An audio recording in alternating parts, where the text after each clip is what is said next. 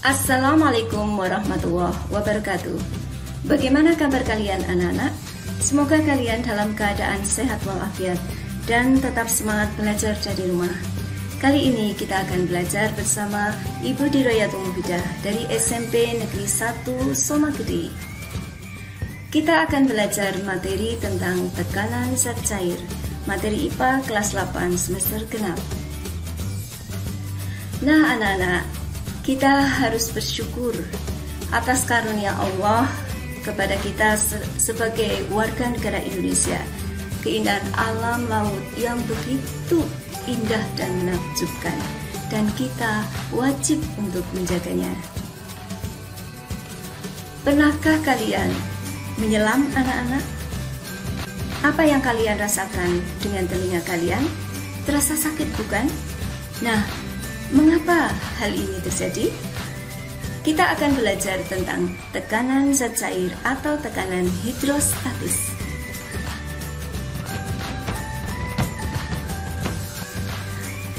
Setelah pembelajaran ini selesai, maka diharapkan kalian dapat 1. Menjelaskan konsep tekanan zat cair. Yang kedua, menyebutkan faktor-faktor yang mempengaruhi tekanan zat cair. Yang ketiga, menentukan tekanan zat cair pada kedalaman tertentu. Yang keempat, menyebutkan contoh penerapan tekanan zat cair dalam kehidupan sehari-hari. Sekarang kalian perhatikan gambar ilustrasi dari dua orang penyelam berikut. Nah, ini ya. Ini penyelam yang pertama yang dekat dengan permukaan air, dan penyelam yang kedua ini yang lebih dalam ya. Bagaimana geraknya ya, gerak dari dua penyelam ini dengan posisi yang berbeda. Coba kalian perhatikan. Nah, ini penyelam yang pertama.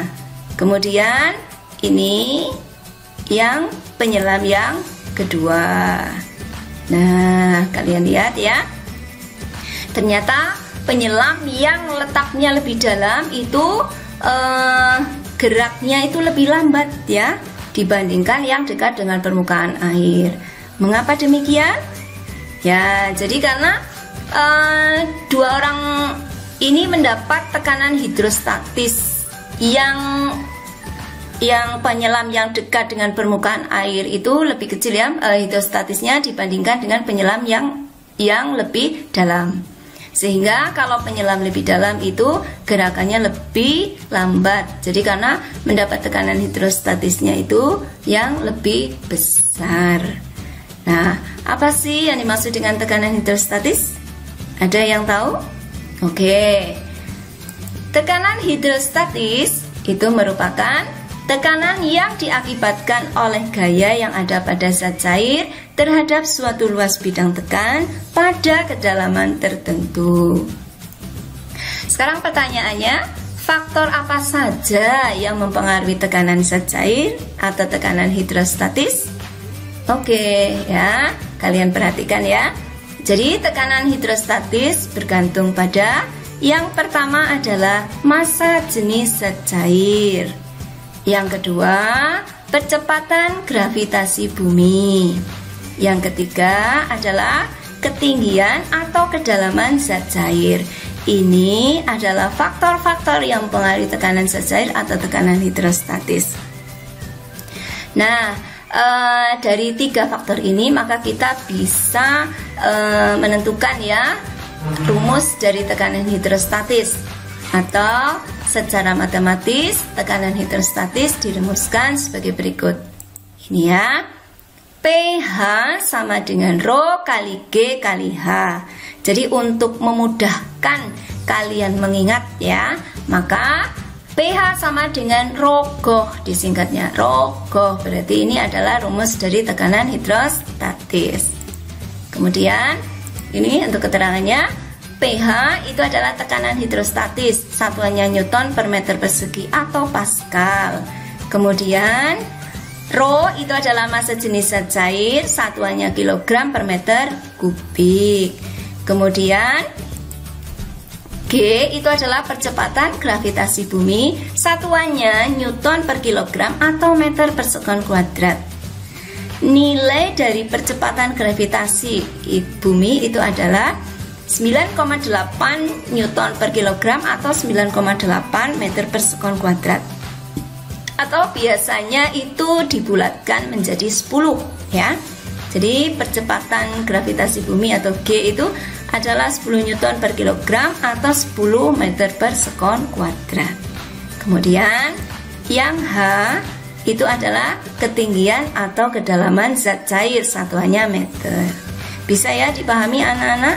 Jadi untuk menentukan besarnya tekanan hidrostatis pada suatu benda itu dirumuskan ini. pH sama dengan rho Go. Nah, bagaimanakah cara untuk menerapkan rumus ini? Ayo kita ikuti contoh soal berikut. Nah, yang pertama, seekor ikan berada pada bak air seperti pada gambar berikut. Nah, ini gambarnya. Ini bak air. Dari atas ini, permukaan air ini sampai dengan ke dasarnya itu disebut kedalaman. Kalau ketinggian itu dari dasar dari bawah ini ke atas itu ketinggian ya. Jadi kedalamannya adalah 140 cm. Kemudian posisi ikan di sini. Nah, dari ikan di sini sampai posisinya sini sampai ke dasar adalah 60 cm. Kemudian jika massa jenis air 1000 kg per meter kubik dan percepatan gravitasi 10 Newton per kilogram, berapakah tekanan hidrostatis yang diterima ikan? Nah, kalian mencari ya, langkah yang pertama mencari kedalaman dari ikan, kedalaman ikan ya. Caranya berarti kedalaman dari bejana ini ya, dari atas ini permukaan bejana sampai dasar bejana itu hanya ini 140 cm dikurangi dengan posisi ikan sampai ke bejana ya. Berarti dari sini ke sini ini berarti tingginya adalah 80 cm.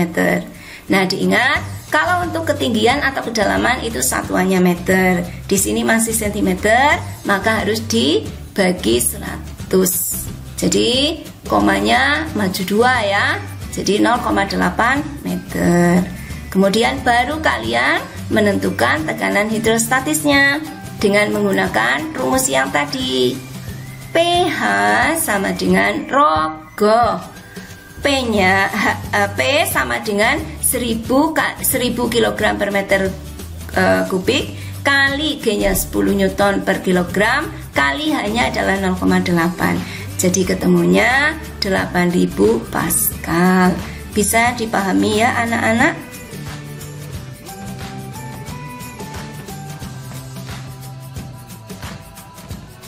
Soal berikutnya adalah urutkan tekanan hidrostatis terbesar sampai terkecil yang diterima ikan dari gambar berikut.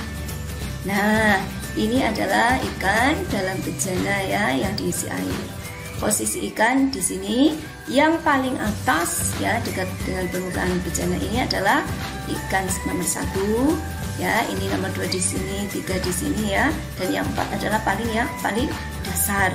Maka diingat semakin dalam kedudukan benda di dalam zat cair maka dia akan mendapat tekanan hidrostatis paling besar.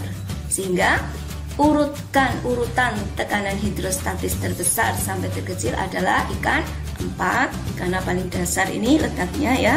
Kemudian 3 ini di atasnya ya. Kemudian 2 dan 1. Ikan 1 karena apa? Karena lebih dekat dengan permukaan bejana. Bisa dipahami ya anak-anak? Oke. Ya, kita lanjut ya. Setelah mengetahui tentang penerapan dari rumusnya, bagaimanakah dengan penerapan tekanan zat cair dalam kehidupan sehari-hari? Ya, yang pertama ini yang biasa mungkin kalian lakukan ya, ketika berenang. Ya, ketika berenang maka semakin ke dalam maka tekanan hidrostatisnya semakin besar. Ini dapat kalian rasakan dari telinga kalian yang sakit ya ketika posisinya itu di kolam renang itu ketika berenang semakin ke dalam ya. Kemudian yang kedua adalah pada pembangunan bendungan. Jadi kalau pada pembangunan bendungan maka bagian bawah dari bendungan ini dindingnya itu dibuat lebih tebal dibandingkan dengan dinding bagian atasnya. Mengapa? Ya, jadi karena air bendungan ini semakin ke dalam ya, semakin ke dalam, maka di situ tekanan hidrostatisnya semakin besar. Biar bendungan tidak jebol, maka ini bendungan bangunan ya, yang di bagian bawah itu harus dibuat lebih tebal atau lebih kuat. Kemudian yang ketiga adalah pemasangan infus. Jadi pada saat pemasangan infus, otomatis infus ini harus dipasang itu lebih tinggi daripada posisi pasien. Mengapa? Agar infus, cairan infus ini bisa mengalir ke dalam tubuh pasien. Kalau kondisi sebaliknya ya, infusnya lebih rendah daripada pasien, kondisi pasien, maka terbalik ya, darah nanti akan mengalir ke selang infus dan menuju botol infus, akan lebih berbahaya ya. Jadi itu adalah penerapan tekanan zat cair dalam kehidupan sehari-hari. Jadi dari sini kita bisa menyimpulkan bahwa yang pertama adalah untuk tekanan hidrostatis itu merupakan tekanan yang diakibatkan oleh gaya yang ada pada zat cair terhadap luas bidang tekan pada kedalaman tertentu. Yang kedua, untuk menentukan tekanan hidrostatis dapat dihitung dengan rumus pH sama dengan Rho kali G kali H. Dan yang ketiga, faktor-faktor yang mempengaruhi tekanan hidrostatis adalah massa jenis zat cair, percepatan gravitasi bumi, dan kedalaman zat cair. Bagaimana anak-anak untuk pembelajaran kali ini? Mudah-mudahan bisa dipahami ya. Oke. Ya, demikian untuk pembelajaran kali ini. Kalian harus tetap semangat belajar dari rumah, kemudian harus tetap jaga protokol kesehatan. Ingat 3 pesan ibu ya, 3M. Yang pertama adalah apa? Memakai masker bila keluar rumah. Kemudian yang kedua, mencuci tangan dengan sabun pada air yang mengalir atau mungkin pakai hand sanitizer. Kemudian yang ketiga adalah dengan menjaga jarak. Jangan berkerumun ya anak-anak ya. Ya, mudah-mudahan corona ini segera berlalu, kita bisa bertatap muka kembali dalam pembelajaran ya. Mudah-mudahan pembelajaran kali ini kalian paham dan mudah-mudahan ini bermanfaat. Saya akhiri. Wassalamualaikum warahmatullahi wabarakatuh.